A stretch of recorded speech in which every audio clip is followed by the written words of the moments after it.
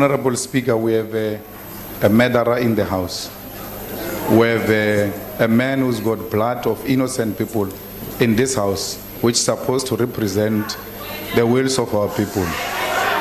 And therefore, it is incorrect for you to have extended an invitation to the clerk. It's an unrepentant apologist of apartheid who is not willing to accept that apartheid was crime against humanity.